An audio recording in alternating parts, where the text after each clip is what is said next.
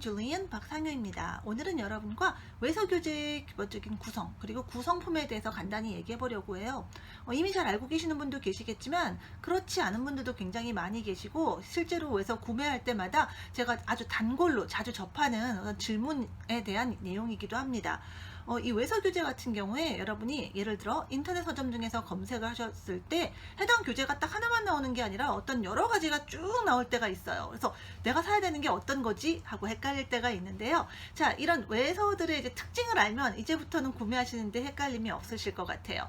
자, 일단 어떤 교재를 여러분이 검색하셨을 때 이 교재가 SB 또는 뭐 TB 이렇게 나오는 경우가 있습니다. 이거 뭐지? 라고 궁금해 하실 텐데 이 SB는 Students Book, 그야말로 학생용 책, 정말 해당 교재의 본교재라고 할 수 있어요. 여러분이 어떤 교재를 하겠다라고 한다면 바로 이 SB를 사시는 게 맞습니다.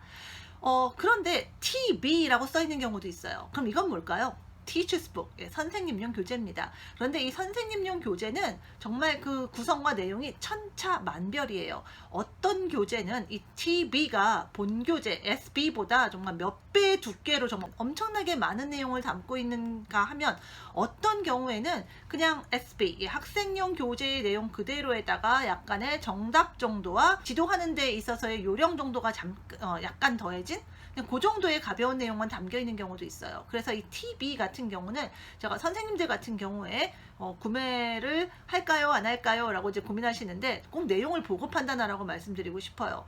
요즘은 그래도 우리가 이제 서점에서 직접 이렇게 책을 보고 좀 확인을 할 수가 있잖아요. 예전에 외서 구하기가 쉽지 않았던 시절에는 일단은 그냥 좀 필요할 것 같으니까 저 같은 경우는 이제 TB, Teachers Book을 다 그냥 한꺼번에 구매한 적이 많습니다. 굉장히 비싼 돈 주고 구매했는데 막상 받아보니까 너무나 실망스러운 경우들이 많이 있었거든요. TB는 내용을 좀 보고 구매하시라는 말씀을 좀 드리고 싶고요. 학생들 같은 경우에도 이 SB, Students Book을 구매한 다음에 거기에 나와 있는 문제들의 정답지 때문에 이제 TB, Teachers Book을 구매해야 되나요? 라고 제게 좀 질문을 많이 하시는데 이 부분에 대해서는 저는 좀 글쎄요 라고 대답을 드릴 수밖에 없어요. 일단 이 Teachers Book이 대체로 비쌉니다. 많이 비싼 경우도 있고요. 굉장히 내용이 많고 두꺼워서 많이 비싼데 이게 학생들이 봐야 될 내용들이 아닌 것들이 더 많이 들어있는 경우도 있고 단지 정답지 때문에 이 Teachers Book을 구매한다라고 하면 정말 그야말로 가성비가 좋지 못합니다. 정답지를 정말 본교재에 거의 가깝거나 더 비싼 금액을 주고 구매한다라는 건 좀 말이 안 되죠. 저는 학생분들이 TB 구하는 거는 그닥 권장하고 싶진 않고요. 그러면 이 정답은 어서 구해요 라고 물으시는데 요즘은 그래서 이런 이제 그 본교재의 문제나 액티비티의 정답들을 출판사에서 전용 이제 웹사이트에다가 이제 게시해 놓는 경우가 많습니다. 해당 교재의 그 표지 뒤에 보시면 어떤 보조 자료라든가 정보를 얻을 수 있는 이제 웹사이트가 함께 요즘은 제시되어 있는 경우들이 많이 있어요. 유명한 이제 대형 출판사 교재들 같은 경우 많이 그렇습니다. 해당 그 웹사이트를 들어가셔서 정답지가 있는지 한번 확인해 보시는 걸 좀 권해드리고 싶어요. 특히 예전에는 본교재에 딸려 나오는 이제 음성 자료들이 CD 등에 담겨 나왔는데 요즘은 이제 이런 이제 웹사이트에 MP3로 여러분이 다운로드 받으실 수 있게 게시를 해 놓거든요. 이 음성 자료와 함께 정답지도 함께 제공되는 경우가 많으니까 그냥 일단 Teachers Book 사자라고 생각하지 마시고 그런 자료들이 게시되어 있나 한번 확인해 보시는 걸 좀 권해드려요. 뭐 그래도 이제 구할 수 없다면 부득이 정답지는 필요하다 하면 이제 Teachers Book을 구매하셔야겠지만 그 전에 먼저 알아보실 수 있는 이제 통로들이 좀 있다라는 걸 좀 말씀드리고 싶습니다. 그리고 자, SB, TB 말고 이제 WB라고 써 있는 것도 보시게 될 거예요. 이거는 워크북입니다. 이 워크북은 제가 또 다른 어떤 의미의 용어하고 함께 구분해서 이야기를 하고 싶어요. 일반적으로 교재를 구매하실 때에 교재에 이제 표기되는 그 교재의 구성품들의 구성물들을 나누는 게 이제 SB, TB, 뭐 WB 이렇게 얘기한다면 Students Book, Teachers Book, Workbook이라고 한다면 이 외서 같은 경우에 우리가 코스북과 워크북 이렇게 또 나누어서 이야기할 수 있습니다. 코스북이 소위 말하는 그런 본교재라면 이 본교재의 학습을 위해서 우리가 보조적으로 사용할 수 있는 게 바로 이 워크북이다 라고 할 수 있어요. 이 워크북은 한마디로 코스북을 공부한 학생이 집에서 따로 좀 더 연습이 필요해서 활용할 수 있는 일종의 뭐 연습 문제집 이라고 할 수 있는 교재입니다. 그래서 이 워크북이 딸려있는 교재도 있고 딸려있지 않은 교재도 있기는 해요. 하지만 이제 워크북이 있다면 저는 이 워크북을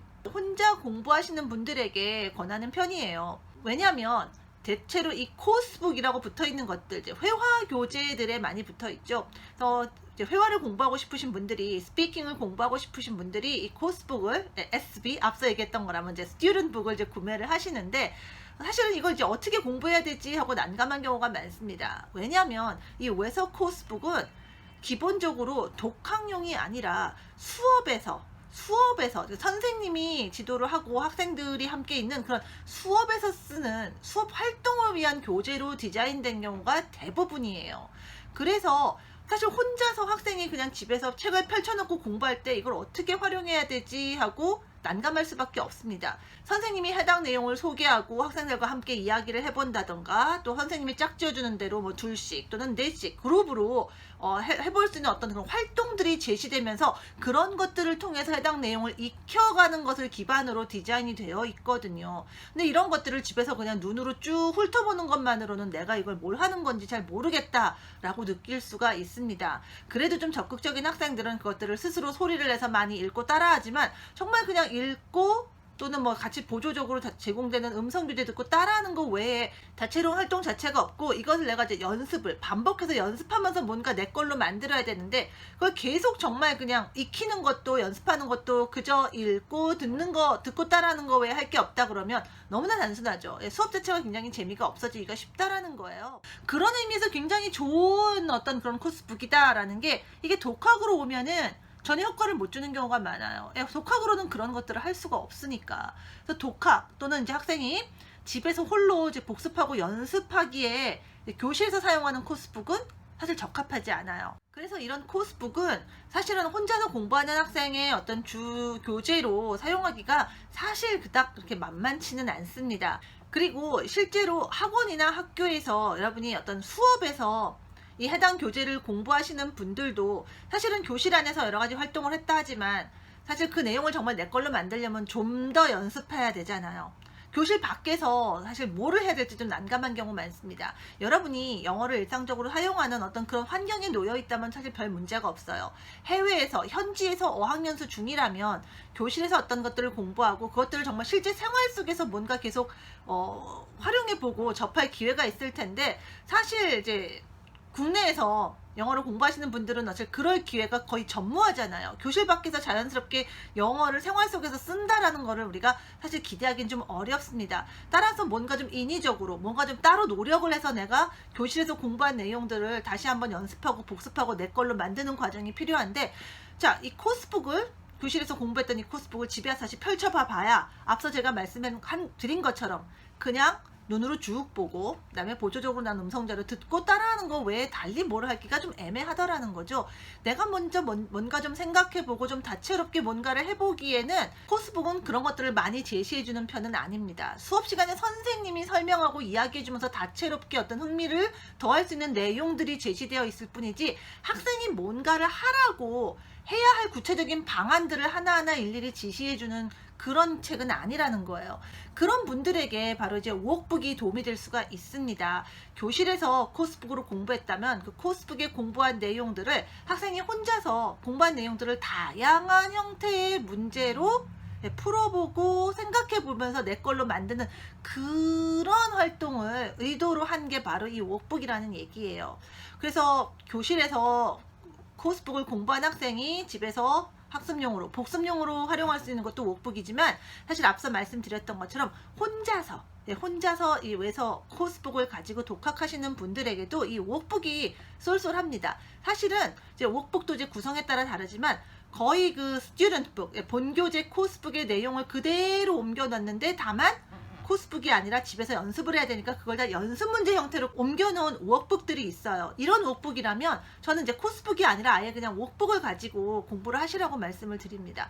혼자 공부하시는 경우에 그대로 워크북 보면서 워크북에 나와 있는 대로 본교재라면 어떤 어휘에 대해서 사진과 그림과 함께 어떤 어휘들이 제시되어 있다면, 워크북에서는 비슷한 어떤 사진과 자료에 그 해당하는 단어들이 빈칸으로 되어 있는 겁니다. 공부한 거 기억해서 풀어보라는 얘기죠.